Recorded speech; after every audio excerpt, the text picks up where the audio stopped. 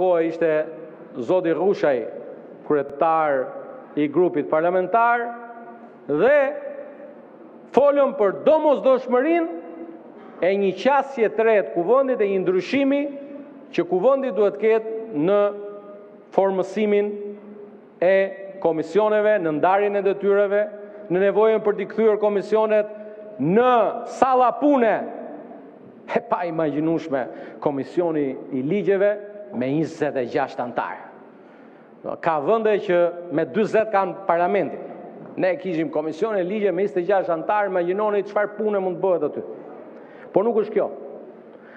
I dëgjova me vëmendje edhe diskutime tani, dhe di si thoni ju thoni, kur ne jemi dakord, kushtetuta mund shkelet, ose shkelja nuk është antikushtetuese.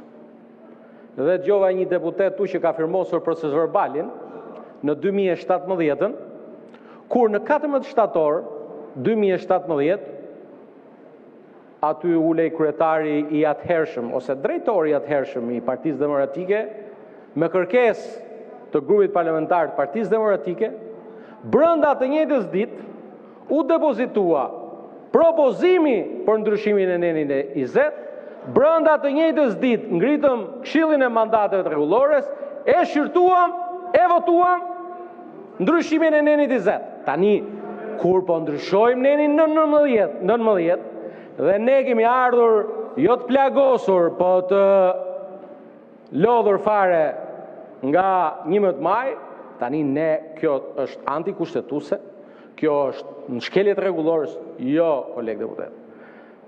As kryetari i kuvendit, as unë si kryetari i grupit, dhe as kjo mazhorancë nuk do të bëj asnjë hap, asnjëherë nëse ka bindjen që këtu ka shkelje. Këtu s'ka asnjë shkelje.